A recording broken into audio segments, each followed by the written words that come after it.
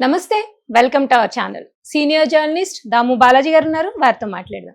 Sir నమస్తే. Sir sir Chikkadpally పోలీసులు అల్లు అర్జున్ పిలిచారని ఆయన వెళ్తున్నట్టుగా న్యూస్ వచ్చింది సార్. అంటే ఆల్రెడీ ఆయన బెయిల్ పై ఉన్నారు, ఇప్పుడు పోలీస్ స్టేషన్ కి వెళ్తే మళ్ళీ ఆయన అరెస్ట్ చేసే అవకాశాలు ఉంటాయా సార్? అల్లు అర్జున్ కి సడన్ గా నిన్న నోటీసులు ఇష్యూ చేశారు. అంటే బిఎన్ఎస్ 35(3) ఇంతకుముందు 41 నోటీసులు ఉండేవి, ఇప్పుడు బిఎన్ఎస్ కింద 35 నోటీస్ అంటారు. సో ఆ నోటీస్ ఇచ్చారన్నమాట రమ్మని. సో ఆయన ఈరోజు ఈయన వెళ్ళారు. ఆల్రెడీ నిన్నంతా కూడా ఆయన లీగల్ టీమ్తో డిస్కస్ చేశారు. నెక్స్ట్ కోర్స్ ఆఫ్ యాక్షన్ ఏంటి, ఆల్రెడీ ఆయన బెయిల్ మీద ఉన్నాడు. అది interim bail. Once interim bail ఉన్నప్పుడు ఆయన అరెస్ట్ చేయడానికి అయితే వీల్లేదు. కాకపోతే కొత్త సెక్షన్లు పెట్టి అరెస్ట్ చేయొచ్చు మళ్ళీ, వాళ్ళు అనుకుంటూ పోలీసులు పెద్ద విషయం కాదు. కాబట్టి అలాగా ఏమన్నా అంటే మా విచారణలో ఇది తేలింది అని చెప్పి కొత్త సెక్షన్లో ఆయన్ని పెట్టి అరెస్ట్ చేసే అవకాశాలు లేకపోలేదు. అందుకోసం ఒకవేళ అరెస్ట్ చేస్తే పరిస్థితి ఏంటి, లేకపోతే వాళ్ళు విచారిస్తే ఏం విచారించవచ్చు, ఎందుకంటే ఆల్రెడీ ఆయన్ను అరెస్ట్ చేసినప్పుడు కూడా విచారించారు తీసుకెళ్ళి. కాకపోతే ఏంటంటే ఇప్పుడు అనేక విషయాలు ఈ మధ్యకాలంలో జరిగాయి, కొత్త వీడియోలు బయటకు వచ్చాయి. సో అల్లు అర్జున్ తప్పు ఉందని నిరూపించడానికి అనేక మంది ట్రై చేశారు. పోలీస్ ఆఫీసర్లు మీటింగ్లు పెట్టారు. సాక్షాత్తు సీఎం అసెంబ్లీలో అల్లు అర్జున్ దోషి అన్నట్టుగా ఆయన డైరెక్ట్గానే ఆరోపించాడు.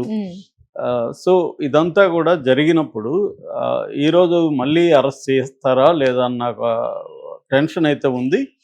చేయాలనుకుంటే వాళ్ళు ఈ కేసులో మాత్రం అరెస్ట్ చేయడానికి లేదు, కానీ కొత్త సెక్షన్లు పెట్టి కొత్త కేసులు పెట్టి ఈయన మీద అరెస్ట్ చేసే అవకాశాలు అయితే లేకపోలేదు. అందుకని ఈరోజు లీగల్ టీమ్తోనే ఆయన వెళ్ళినట్టుగా తెలుస్తుంది. ఒకవేళ అరెస్ట్ చేసినా కూడా ప్రిపేర్ అయ్యే వెళ్ళినట్టుగా ఆయన తెలుస్తుంది. అంటే ఓవరాల్గా అల్లు అర్జున్ది పొలిటికలీ మోటివేటెడ్ అరెస్ట్ అనే దాంట్లో ఎవరికి కూడా డౌట్ లేదు. ఎందుకంటే మామూలుగా మనకి అది 4వ తేదీ జరిగింది, ఆయన అరెస్ట్ చేసింది ఇప్పుడు 13. అంటే దాదాపు 9-10 రోజులు గ్యాప్ తీసుకున్నారు ఎఫ్ఐఆర్ పెట్టినాక కూడా. అంతకుముందే థియేటర్ వాళ్ళని అరెస్ట్ చేశారు. ఈయన A11గా ఉన్నాడు, మిగతా వాళ్ళంతా ఒక 7-8 మందిని అరెస్ట్ చేశారు. థియేటర్ యాజమాన్యం, మేనేజ్మెంట్ వాళ్ళందరినీ చేసినాక ఇప్పుడు అల్లు అర్జున్ని అరెస్ట్ చేసిన తర్వాత 2 పరిణామాలు రేవంత్ రెడ్డికి కావచ్చు లేకపోతే ప్రభుత్వానికి కోపం తెప్పించినట్టుగా మనకు అర్థమవుతుంది. ఒకటేమో నేషనల్ మీడియా అంతా కూడా రేవంత్ రెడ్డి లేదా కాంగ్రెస్కి యాంటీగా ఈ విషయాన్ని ఉపయోగించుకున్నాయి.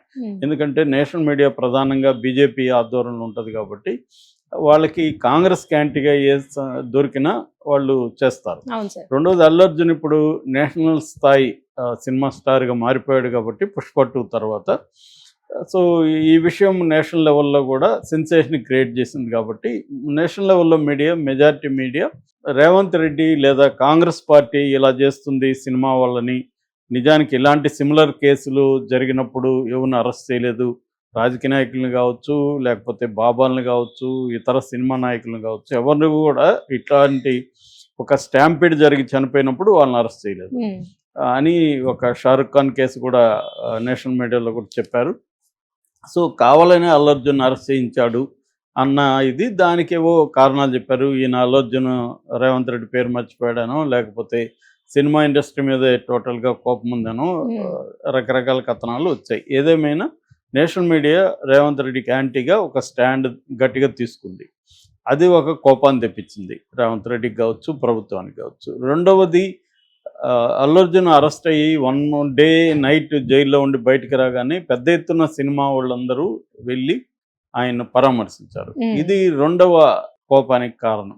అంతకుముందు నుంచే రేవంత్ రెడ్డికి సినిమా రంగం మీద కొంత కోపం కావచ్చు, ఆగ్రహం కావచ్చు, ఏదైనా ఉంది. ఎందుకంటే అది దానికి ఒక నేపథ్యం ఉంది. ఈయన గద్దర్ అవార్డులు ప్రకటించినప్పుడు కానీ లేకపోతే డ్రగ్స్ విషయంలో స్పందించమని అడిగినప్పుడు కానీ ఎవరు కూడా స్పందించలేదు సినిమా ఇండస్ట్రీ నుంచి. అట్లాగే రేవంత్ రెడ్డి ఒక ముఖ్యమంత్రి లాగా వాళ్ళు చూడలేదు, వచ్చి ఆయనకు పుష్పగుచ్చాలు ఇచ్చి కాంగ్రెస్ చెప్పడాలు కానీ ఇటువంటివి అక్కడ ఇద్దరు చేశారు తప్ప పెద్ద ఎత్తున చేయలేదు. ఈవెన్ బండ్ల గణేష్ కూడా ఈ విషయాన్ని గట్టిగానే మాట్లాడాడు. సో ఇవన్నీ దృష్టిలో పెట్టుకొని రేవంత్ రెడ్డి వీళ్ళకి కొంత ఒక చిన్న జలకిద్దాం, ఒక చిన్న షాక్ ఇద్దామని డిసైడ్ అయినట్టున్నాడు. సో ఆ యాంగిల్లో ఫస్ట్ నాగార్జున మీదకి వెళ్ళారు. నాగార్జున మీద వెళ్ళినప్పుడు పెద్దగా ఇండస్ట్రీలో సింపతి రాలేదు, నాగార్జునకి పోయాయి, ఎవరు కానీ పరామర్శించడాలు ఇవేవి చేయలేదు ఆయన కూలగొట్టినప్పుడు. అయితే ఆమె కొండా సురేఖ మాట్లాడినప్పుడు మాత్రం తీవ్రమైన వ్యతిరేకత కొండా సురేఖ మీద సినిమా ఇండస్ట్రీ అంతా చేసింది.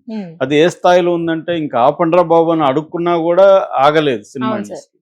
సో అది కూడా రేవంత్ రెడ్డి కోపం తెప్పించినట్టుగా అర్థమవుతుంది. అంటే వీళ్ళు మన మీద రాజకీయ, అంటే ఇప్పుడు ఇక్కడ పవర్ ఎవరు ఎక్కువ స్ట్రాంగ్ అనుకున్నప్పుడు ఎప్పుడైనా కూడా ఫైనల్గా పొలిటికల్ పవరే స్ట్రాంగ్గా కనబడుతుంది, ఎకనామిక్ పవర్ కంటే కూడా.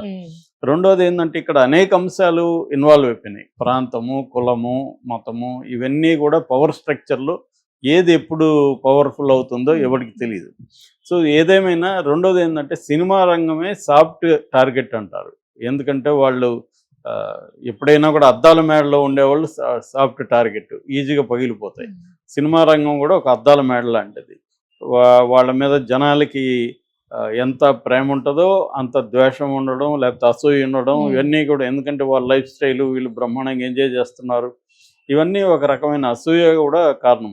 ఇవన్నీ నేపథ్యంలో ఇదైతే పొలిటికల్ అరెస్ట్, క్లియర్గా పొలిటికల్ డిసిషను. లేకపోతే అసెంబ్లీలో దీని మీద మాట్లాడాల్సిన అనేక మరణాలు జరుగుతున్నాయి, ఇక్కడ అనేక వ్యవహారాలు జరుగుతున్నాయి, వాటికంటే ఇదేం పెద్దది కాదు. కానీ పొలిటికలీ మోటివేటెడ్ క్లియర్గా కనిపిస్తుంది. ఈ రెండు పరిణామాలు ప్రధానంగా, ఒకటి నేషనల్ మీడియా, రెండోది సినిమా వాళ్ళు పోయి ఆయన పరామర్శించడం, ఈ రెండింటి నుంచి డైవర్ట్ చేయడానికి. మేబీ ఇంకొక వెర్షన్ ఏంటంటే ఈ రాహుల్ గాంధీ దగ్గర నుంచి కూడా, అంటే కేంద్ర అధిష్టానం దగ్గర నుంచి కూడా రేవంత్ రెడ్డిని ఎక్స్ప్లెనేషన్ అడిగారని. ఎందుకంటే నేషనల్ మీడియా అంతా ఇలాగైనప్పుడు.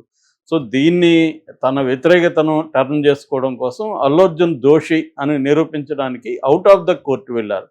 నిజానికి అల్లు అర్జున్ దోషి అయితే గవర్నమెంట్ ఏం చేయాలి, పోలీసులు ఏం చేయాలి, కోర్టులో నిరూపించాలి. అల్లు అర్జున్ దోషి అని కోర్టులో సాక్ష్యాలని ప్రవేశపెట్టాలి. కానీ ఇప్పుడు ఏం జరుగుతుంది, అసెంబ్లీలో మాట్లాడారు, దాని తర్వాత ఒక ప్లాన్ ప్రకారం పోలీసులు వచ్చి అల్లు అర్జున్ దోషి నిరూపించడానికి ట్రై చేస్తారు. ఇదంతా కూడా ఏంటంటే సుప్రీంకోర్టు అనేక సార్లు మీడియా ట్రయల్స్, పబ్లిక్ ట్రయల్స్ చేయొద్దని చెప్పింది. ఆల్రెడీ ఈ కేసు కోర్టులో ఉన్నప్పుడు కోర్టులో అతను దోష కాదని తేలాలి. కానీ రేవంత్ రెడ్డి ప్రభుత్వం ఒక ప్లాన్ ప్రకారం అల్లు అర్జున్ దోషి అని నిరూపించడానికి రకరకాల పద్ధతులు ట్రై చేయడం, చివరికి అల్లు అర్జున్ మీద ఇంటి మీద దాడి చేయడం, అది కూడా రేవంత్ రెడ్డి మనుషులైన ఫోటోలతో సహా బయటకు వచ్చాయి. వాళ్ళు పోలీస్ స్టేషన్లో ఉన్నప్పుడు కూడా ఒక ఫోటో వచ్చింది, వాళ్ళు మంచిగా చైర్లలో కూర్చొని ఫోన్లలో డిస్కస్ ఫోన్లు చూసుకుంటున్నారు. సో వాళ్ళ తర్వాత అరెస్ట్ చూపించారు, బెయిల్ వచ్చేసింది. అంటే క్లియర్గా ఇదంతా కూడా సినిమా ఇండస్ట్రీని భయభ్రాంతం చేయడం, సినిమా ఇండస్ట్రీని విలన్గా మార్చడం, దానికి టార్గెట్గా ఉన్న అల్లు అర్జున్ని ఒక దోషిగా నిరూపించడం. అల్లు అర్జున్ వల్లే మా తల్లి చనిపోయిందని, బాబు ఇదైందని చెప్పడం. సో అల్లు అర్జున్ మొత్తం అబద్ధాలు చెప్పాడని నిరూపించడానికి ట్రై చేయడం. ఇవన్నీ మామూలు ఆలోచించే జనం చాలా తక్కువ ఉంటారు, ఎమోషనలైజ్ చేస్తారు. ఏదైనా ఎమోషనలైజ్ చేసినప్పుడు ఏమవుతారంటే సగం మంది అల్లు అర్జున్ దోషాన్ని నమ్మే వాళ్ళ సంఖ్య మెల్లమెల్లగా పెరిగింది. అంతకుముందు మీడియా ట్రయల్స్ చేయడం కరెక్ట్ కాదని వాదించే మేధావులు కూడా మీడియా ట్రయల్స్ చేసింది నేను చూసి షాక్ అయ్యాను.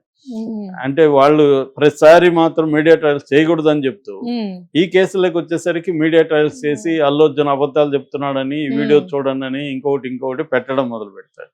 వీడియో మ్యానిపులేషన్ ఉండొచ్చు, వీడియో అంత కరెక్ట్గా అయితే మరి కోర్టులో మీరు ఎందుకు పెట్టి అల్లు అర్జున్ దోషాన్ని నిరూపించట్లేదు, ఎందుకు పబ్లిక్లో పెడుతున్నారు? అక్కడే మనం అర్థమవుతుంది.